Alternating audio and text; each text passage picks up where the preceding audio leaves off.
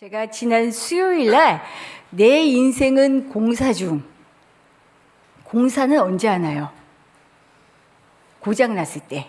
수리가 필요할 때 공사하잖아요. 그래서 제가 우리 인생에 공사가 필요하다. 아파트 살 때 어디가 고장 났어요. 그러면 수리하고 공사하고 때로는 리모델링도 하잖아요. 오래 살면. 우리 인생이 오죽할까? 공사가 필요하다라는 이야기를 했어요. 그런데 고치고 변해야 하는, 진짜 수리해야 될 부분들이 여러 가지가 있는데 내 인생에는 어떤 공사가 필요할까? 우리 인생은 무슨 공사를 해야 될까? 오늘 이 이야기를 하고 싶었어요. 사실 믿음의 사람들은 나를 갈고 깎아서, 이 말에 자기 십자가를 진다 그러죠. 자기를 비우고 십자가를 지고 하나님께 맞추어가는 사람들이잖아요. 그러니까 사실은 늘 변화하는 사람들, 새롭게 변화하기를 늘 훈련하는 사람들이에요. 이런 점에서 우리 인생은 하나님 앞에서 늘 공사가 필요합니다.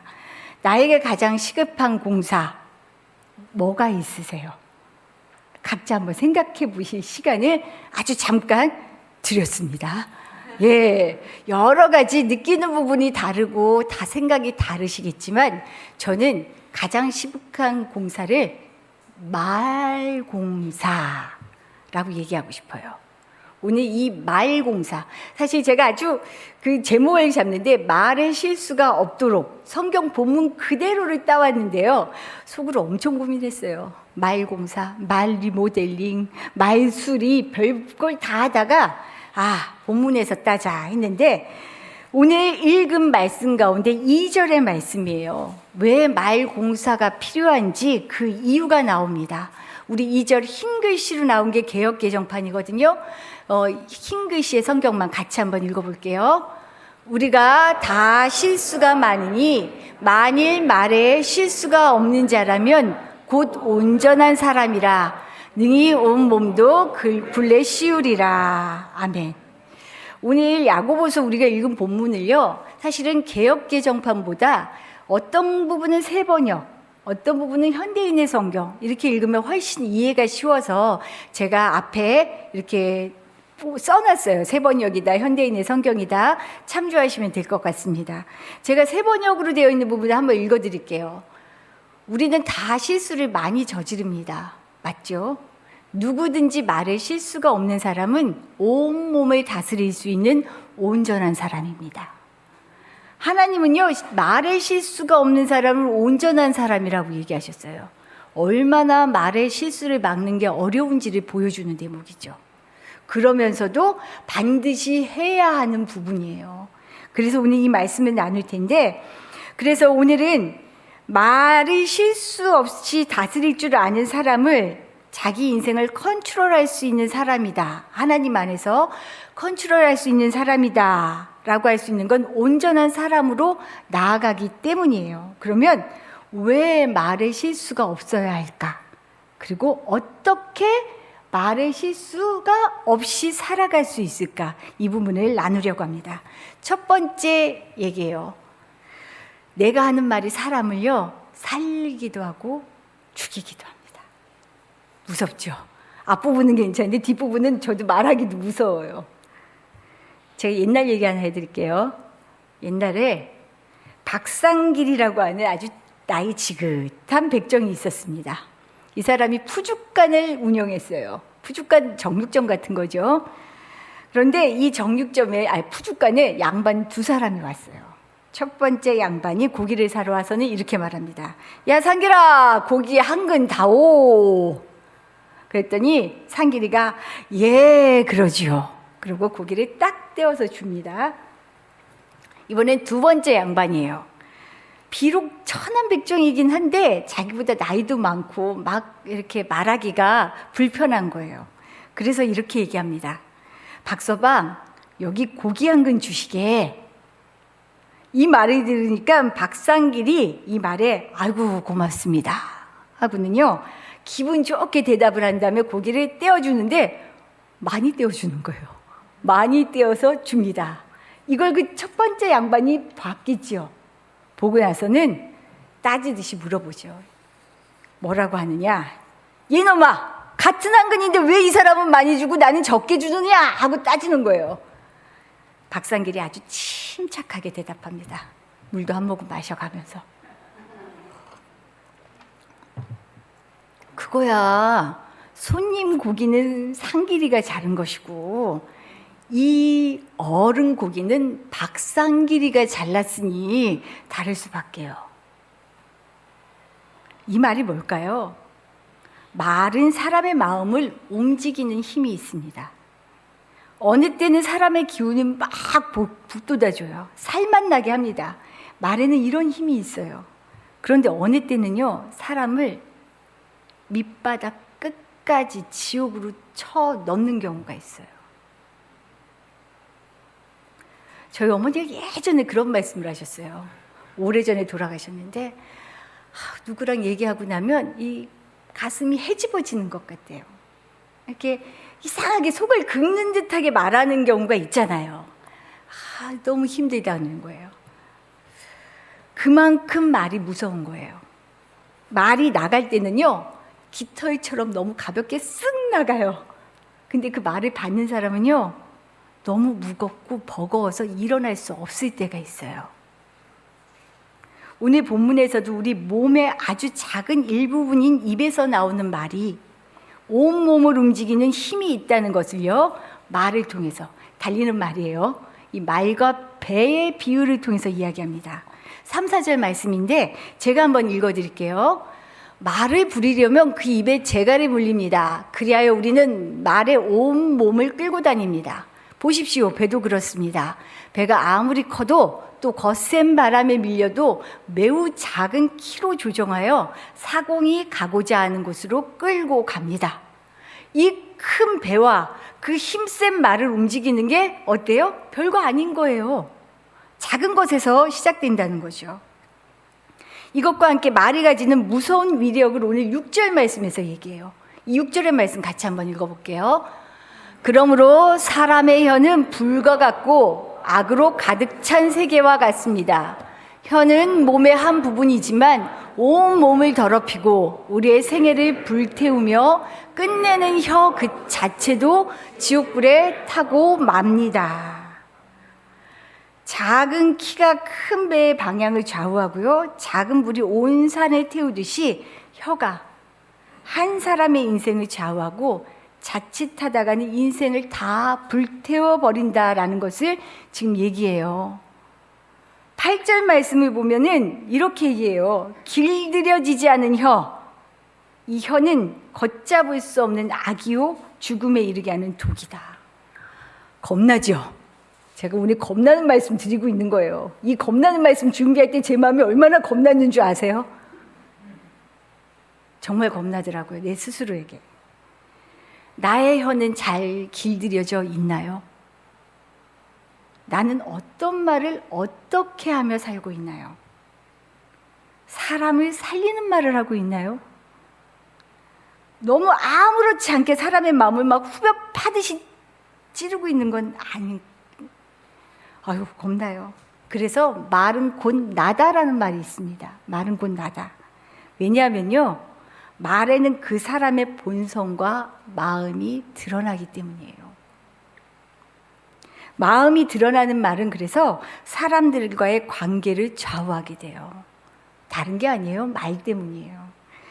이 설교를 하다가 제가 중학교 2학년 때 일이 생각났어요.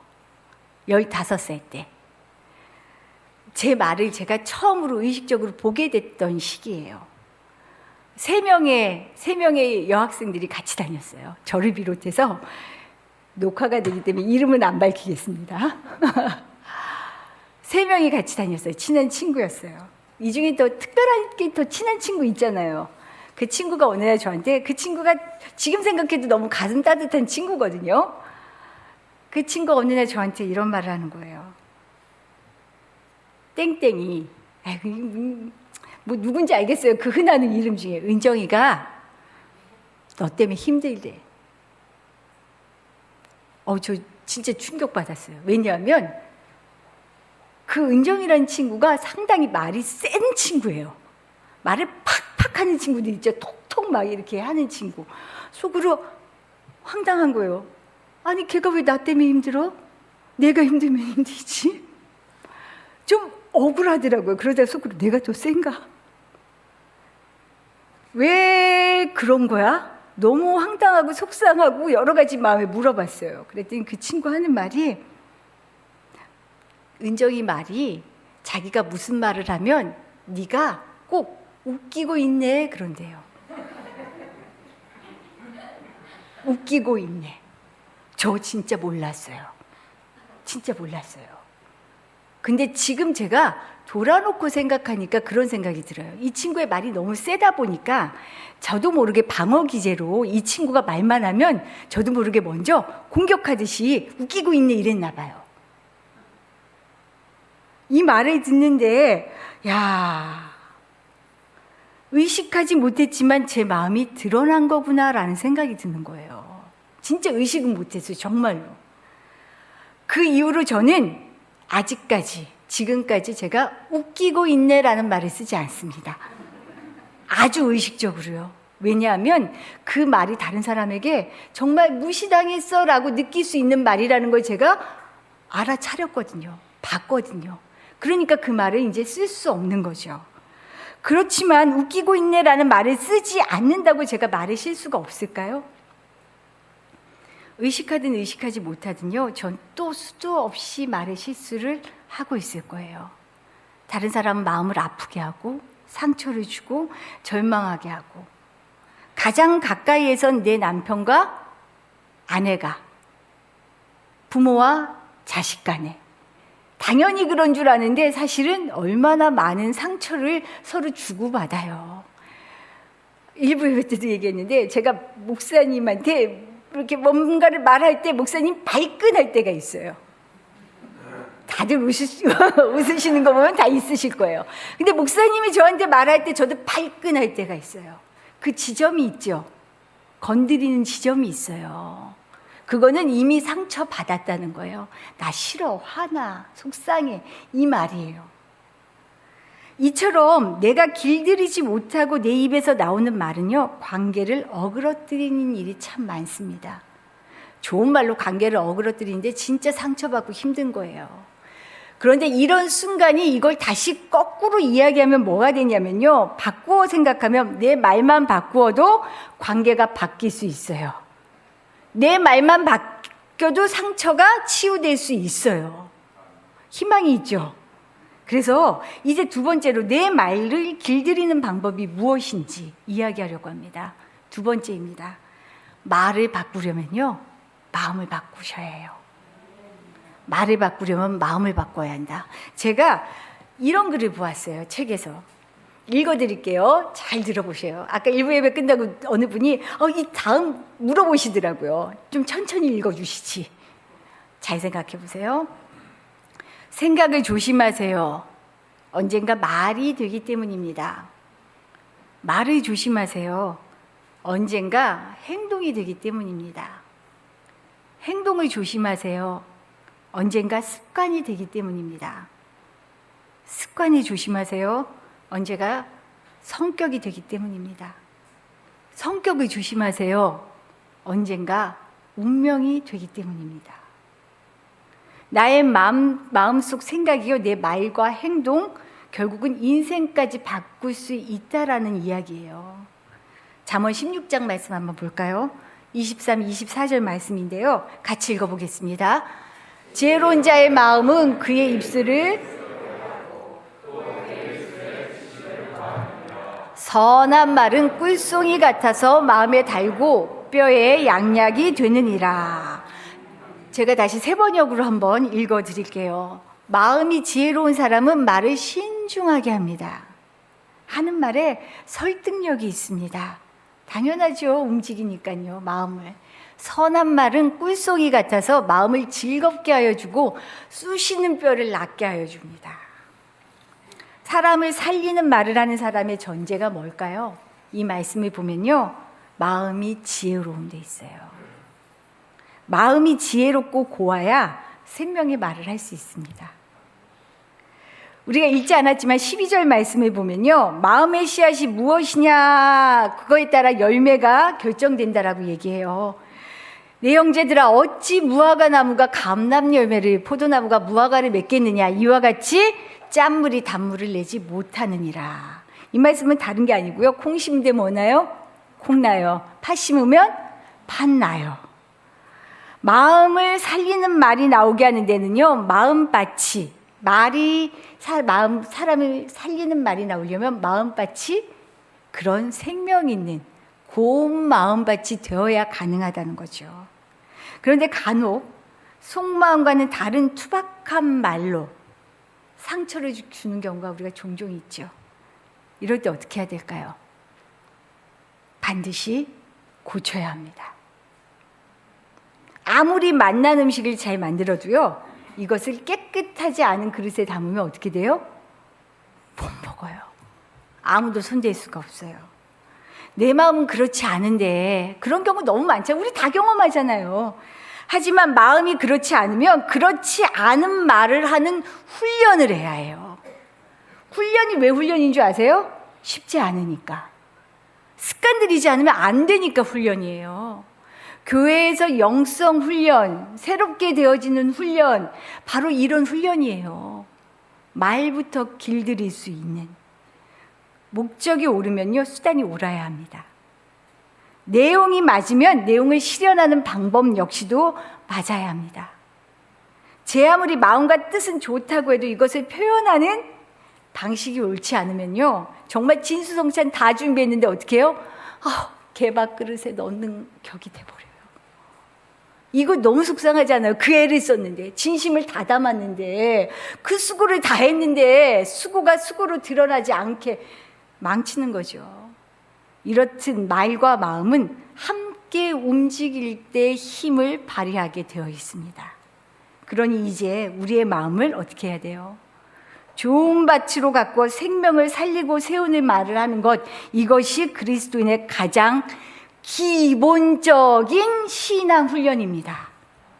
가장 기초적인 영성 훈련입니다. 밖으로 선교와 구제, 치유하는 일, 너무나 많이 얼마나 잘하고 있어요. 그런데 안에서 혀를 잘못 사용하면 내 가족이, 내 친구가, 교회가 분열을 일으키고 실족하는 건 한순간입니다. 사실 저는 억울할 때가 있었어요. 목사로서. 한국교회가 욕을 얻을 만한 행동들이 참 많이 했어요. 하지만 정말 좋은 일들도 너무나 많이 해요. 맞잖아요. 얼마나 많이 구제하고 선교하고 세상으로 힘을 써요. 그런데 한국교회가 잘하는 일은 티가 안 나요. 근데 캐톨릭 교회에서 하는 건 막 잘한다고 얘기를 하면 한편으로 목사로서는 좀 속상한 거예요. 근데 생각해 보니까 다른 게 아닌 것 같아요. 한국 교회가 말로 행동으로 까먹어.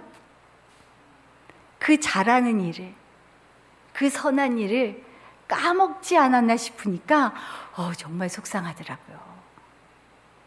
이런 상황에 들어서 오늘 10절에선 읽지 않았지만 이렇게 단호하게 경고합니다. 같이 읽어볼까요? 한 입에서 찬송과 저주가 나오는도다.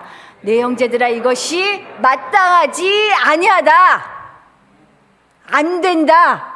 절대로 안 된다. 마음 따로 말 따로 안 되고 축복과 저주가 같이 나올 수 없다. 바꿔라는 거예요. 고쳐라는 거예요. 그럼 우리 마음은 어떻게 바꿔야 할까요? 이제 이게 중요하잖아요. 오늘 마지막이지만 제일 중요한 말씀이죠. 이렇게 말하고 싶습니다. 예수님처럼, 너무 길어서 앞에를 줄였어요. 잘 들으셔야 돼요. 예수님처럼 나를 비우고 상대의 방식으로 이해하는 마음을 가져야 합니다. 예수님처럼.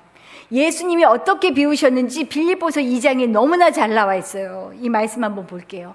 노란 글씨만 같이 읽어보겠습니다. 너희 안에 이 마음을 품으라. 곧 그리스도 예수의 마음이니. 예수의 마음이 내 안에 가득 담겨 있으면 뭐가 나와요? 예수의 마음과 정신과 뜻이 나오게 되어 있잖아요. 그렇죠? 그러면서 뭐라고 얘기하냐면요, 뒤에 예수님은 원래는 하나님과 본체, 하나님과 하나였어요. 동등한 분이셨는데 자기를 비워 종의 형체, 낮아지는 사람들과 똑같이 되어 오셨대요. 사람의 모양으로. 그래서 자기를 낮추고 죽기까지 복종하셨으니 십자가에 죽으심이라. 말씀이신 예수님이 육신의 몸을 입고 이 땅에 오셨습니다. 너무 잘 알고 있죠. 사람을 살리고 세우기 위해, 구원을 이루기 위해 친히 하나님과 같이 되는 길을 마다하고 자기를 낮추어 십자가를 선택하셨습니다. 말씀이 육신이 되어 친히 사람의 모습으로 오신 것은 뭘 의미할까요? 왜 그러셨을까요? 철저하게 사람의 편에서 사람을 이해하기 위해 낮아지신 거예요. 그럴 필요 없음에도 불구하고 철저하게 사람의 편에서 사람을 이해하고 품어 안기 위해 그러셨다고요. 사람의 마음을 이해하고 끌어안고 함께 가고자 한 예수님의 자기 희생이었다는 말입니다. 말씀 그 자체이신 분이 정답을 들이밀고 따라와, 무조건 따라와, 이렇게 안 하셨어요. 자식 키워보신 분들 아시죠? 아직 어린애들은 좀 나아요. 이제 머리 조금만 굵어져도, 커져도 한 초등학교 요즘은 한 3학년부터는 포함이 되는 것 같아요. 따라와? 안 따라와요. 왜요? 이거 아니지 않아요? 자기 의견 얘기합니다. 예수님이요, 무조건 정답, 사실 인생의 해답이시잖아요, 예수님이. 근데 왜 무조건 따라오라고 하지 않고 당신이 사람의 몸으로 이 땅에 오셨냐고요. 오히려 자기가 죽고 낮아지는 방법으로 사람을 살려내고 싶으셨던 거예요. 나 방식으로 이해하며 말하는 사람은요, 마음속에 무슨 마음이 있냐면 내가 옳다라고 하는 전제가 깔려 있는 거예요. 내가 옳다라고 하는 전제가 있으니까 상대의 이야기를 있는 그대로 들을 수가 없어요. 상대가 얘기해도요, 어떤 말을 해도요, 내가 옳으니까 내가 옳은 말을 빨리 해줘야 돼요. 그걸 빨리빨리 해야 돼요. 그러니 상대의 마음을 읽을 수가 없어요. 부모 자식 간에 많이 나오죠. 이런 어른과 젊은이들 사이에 많이 나타나는 현상이죠. 그래서 요즘 젊은이들 아예 대놓고 얘기하잖아요. 어른들 보고 꼰대라고. 근데 오늘 1절 말씀을 보면요, 꼰대 되지 말라고, 선생 되지 말라고 얘기해요. 이 말이 그 말씀인 것 같아요. 정답을 갖고 있어도 기다려라, 이해해줘라, 그래야 그가 마음을 연다. 예수님이 이 방법을 선택하신 것 같아요. 그러나 그래서 상대의 방식으로 이해하며 말하는 사람, 정답을 떠나서 상대의 마음을 읽으려고 하는 사람, 그렇게 노력하는 사람, 말씀이신 예수님이 정답을 몰라서 미련하게 사람의 모습으로 오셔서 십자가까지 지신 게 아니라는 거죠. 말씀을 실현하여 당신의 마음을, 진심을, 사랑이신 예수님의 사랑 그 자체를 그냥 보여주신 거죠. 누군가와 이야기할 때는 이런 진심을 보여주고 들을 수 있어야 합니다. 영혼 없는 말이야, 막 이런 말 하잖아요. 진심. 자기 생각을 내려놓고요, 자기 주장을 내려놓고요, 먼저 상대의 마음을 다 듣겠다라고 하고 마음을 열어놓을 때 진짜 그때부터 소통이 일어나요. 진정한 소통이. 마음을 움직일 수 있는 힘이 여기에서부터 일어난다는 거죠. 흔히 나이 40살이 되면 자기 얼굴에 책임을 져야 한다, 이 말씀 들어보셨죠? 아이고, 얼굴을 숨겨야 될까봐. 이 말에는 이런 유래가 있어요. 링컨이 대통령에 당선되자 내각 구성을 위해서 강요를 정하기 시작했습니다. 그러던 어느 날 비서관에게 한 사람을 추천받았어요. 그런데 링컨이 그 사람의 이름을 딱 듣자마자 단번에 단칼에 거절해버린 거예요.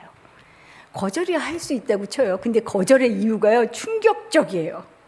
나는 그 사람의 얼굴이 마음에 들지 않소. 이거 지금 얘기했다면 큰일 나요. 그쵸? 차별이에요, 차별.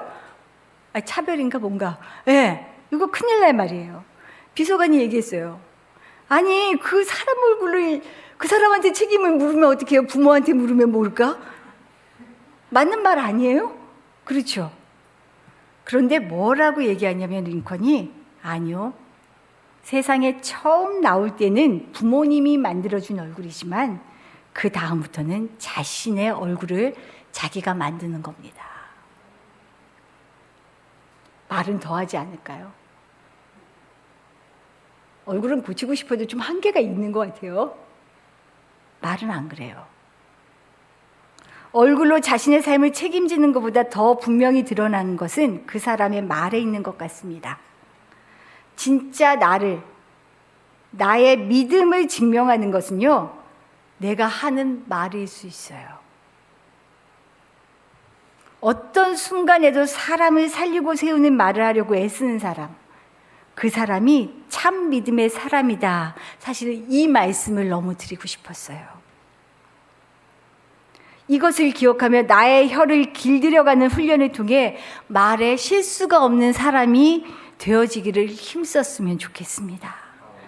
설교 제목을 잡고 제가 설교 제목을 이렇게 쓰는데 목사님이 말에 실수가 없도록 이거 너무 부담스러운데 저도 쓴 설교를 하는 저는 오죽했겠어요. 이렇게 말하면 설교할 때 부담은요, 말한 만큼 내가 또 살아야 되는 거잖아요. 너무나 부담스러웠는데 그냥 부담을 내려놨어요. 왜냐하면 우리는 어차피 믿음 안에서 나아가는 사람들이잖아요. 온전하면은 안 들어도 되잖아요. 아니요, 우리는 믿음 안에서 항상 한 걸음 한 걸음 나아가 온전해지기를, 주님 닮아가기를 꿈꾸고 나아가는 사람들입니다.